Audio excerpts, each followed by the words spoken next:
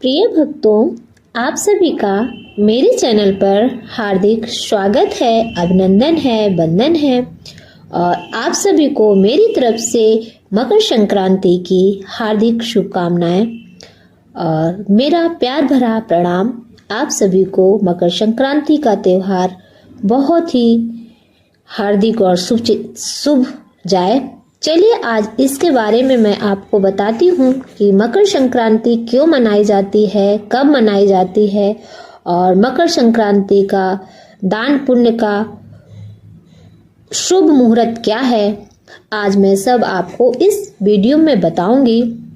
इसके पीछे का सत्य असत्य और ये क्यों मनाई जाती है, ये सब मैं आपको बताऊंगी। आप मेरे वीडियो पे बने रहिएगा। आपसे मेरी हाथ जोड़कर प्रार्थना है। कहते हैं गरुड़ पुराण में लिखा हुआ है, कोई भी कहानी कथा सुनते वक्त उसको बीच में नहीं छोड़ते हैं, उसको अशुभ माना जाता है। तो आप लोगों से रिक्वेस्ट है, मेरे वीडियो को स्किप मत कीजिएगा, पूरा वीडियो देखिएगा। लास्ट में अगर मेरा वीडियो आपको अच्छा लगे तो एक लाइक, कमेंट, शेयर, हाइप। और मेरे चैनल पर अगर आप नए हो तो मेरे चैनल को सब्सक्राइब कर लीजिएगा। मैं इसी तरह की प्रेरणादायक कहानियां लेकर आती हूँ आप सभी के लिए।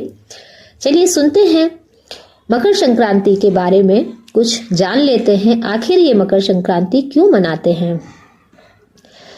ज्योतिष शास्त्र में सूर्य आत्मा का कारक है और शनि की मकर राशि कर्म व अनुशासन का प्रतीक है।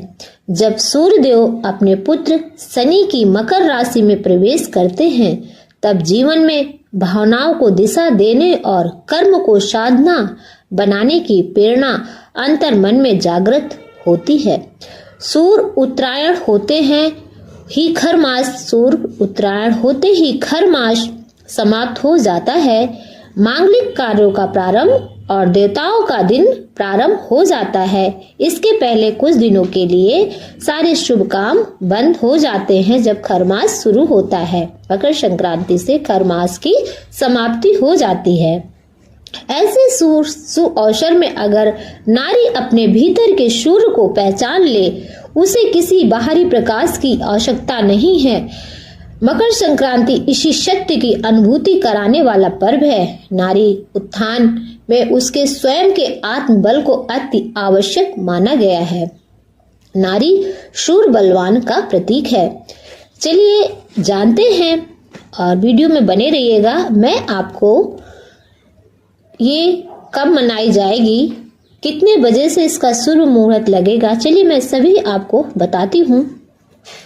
सूर्य का मकर राशि में प्रवेश 14 जनवरी 2026 दिन बुधवार माघ मास कृष्ण पक्ष की एकादशी को दोपहर 3:07 पर होगा। माघ मास कृष्ण पक्ष की एकादशी खष्टतिला एकादशी कहलाती है। मकर संक्रांति पर खष्टतिला एकादशी होने के कारण भगवान सूर्य सहित भगवान विष्णु के पूजन का अति शुभ संयोग बनता है। 14 जनवरी 2026 को ही रहेगा।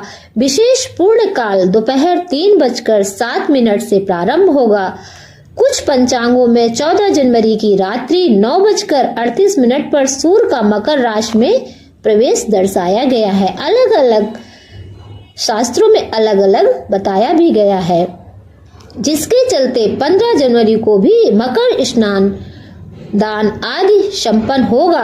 और धर्मशास्त्रों में उल्लेखित है कि संक्रांति के दिन स्नान दान आदि पूर्ण कर्म करने से मनुष्य धन धान ऐश्वर्य एवं स्वास्थ्य सुख प्राप्त करता है। संक्रांति के दिन तिल से बनी गाय का दान करें एवं शिव मंदिर में तिल का तेल चढ़ाएं, अति शुभ माना जाता है। कहते हैं तिल गुड़ जैसा है नारी का स्वभाव। जैसे कि आप जानते हैं कि मकर संक्रांति पर तिल और गुड़ का विशेष महत्व है। तिल जो बाहर से कठोर और भीतर से कोमल होता है, तो वही गुड़ जीवन की कड़वाहट को मिठास में बदल देता है। ये दोनों ही नारी जीवन के गूढ़ प्रतीक है।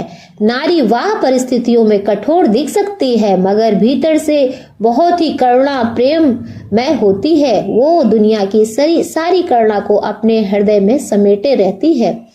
चलिए जानते हैं इसके पीछे की और भी कहानी है जो मैं आपको कहते हैं। महाभारत युग में जब द्रोणाचार्य अर्जुन के बाणों से क्षतिग्रस्त हो गए थे तो वो सैया पर लेटे हुए मकर संक्रांति के दिन का सूर्य उत्तरायण होने का ध्यान कर रहे थे कि कब सूर्य उत्तरायण में आएगा, उत्तरायण से दक्षिणायण की ओर जाएगा।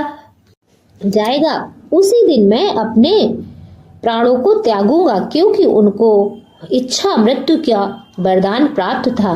और जिस दिन ये मकर संक्रांति का शुभ दिन आता है उसी दिन वो अपने प्राणों को त्यागते हैं। और इसके पीछे एक कहानी और है जो मैं आपको बताती हूँ। और आपसे मेरी बस एक छोटी सी रिक्वेस्ट है, अगर आप मेरी वीडियो पर अभी तक बने हुए हैं तो मेरे वीडियो को एक लाइक, और चैनल पर नए हैं तो मेरे चैनल को सब्सक्राइब कर लीजिएगा। मैं इसी तरह की अच्छी मोटिवेशनल कहानियाँ लेकर आपके लिए आती हूँ। चलिए सुनते हैं। कहते हैं कि हमारे राजा भागीरथ ने अपने पूर्वजों को तारने के लिए राजा भागीरथ ने बहुत घोर तपस्या करके माँ गंगा को धरती पर लाने की आराधना की थी। और उनके तपस्या से प्रसन्न होकर माँ गंगा पृथ्वी पर उतर कर आई थी और उन्होंने राजा सागर के 60,000 पुत्रों को कपिल मुनि में के क्रोध से भस्म कर दिया था। उसको उन्होंने आत्माओं को मोक्ष मिल नहीं पा रहा था, उनको उन्होंने मोक्ष दिया था। उनके उद्धार के लिए राजा भागीरथ ने गंगा को स्वर्ग से धरती पर लाने का संकल्प किया था। और घोर तपस्या से प्रसन्न होकर माँ गंगा पृथ्वी पर आई थी। और संक्रांति के ही दिन गंगा जी स्वर्ग से उतरकर राजा भागीरथ के पीछे पीछे कपिल मुनि के आश्रम तक पहुंची थी। और वहां पहुंचकर गंगा ने सागर के पुत्रों की राख को स्पर्श किया, जिससे उन्हें मोक्ष प्राप्त हुआ। भागीरथ ने इसी दिन गंगा के पावन जल से अपने पूर्वजों का तर्पण किया। गंगा सागर का महत्व कहते हैं, मकर संक्रांति के दिन जिसने गंगा सागर जाकर गंगा स्नान किया उसको 100 साल पूर्णों के बराबर फल मिलता है। कहते हैं कपिल मुनि के आश्रम से होते हुए गंगा अंततः सागर में जाकर मिल गई, जिससे आज गंगा सागर के नाम से जाना जाता है। इसी कारण मकर संक्रांति पर गंगा सागर में स्नान और दान का विशेष धार्मिक महत्व माना जाता है। और कहीं कहीं पर आज के दिन बच्चे बहुत पतंगे उड़ाते हैं। पतंग उड़ाने का विशेष महत्व है और गुड़ से बनी चीजें, तिल से बनी हुई चीजों को बनाते हैं और उनका दान करते हैं। और अब मैं अपनी वाणी को यहीं विराम करती हूँ। आप सभी से राधे राधे। आप सभी का दिन शुभ हो, मंगल हो। थैंक यू सो मच मेरी वीडियो में रहने के लिए। थैंक यू, धन्यवाद। राधे राधे।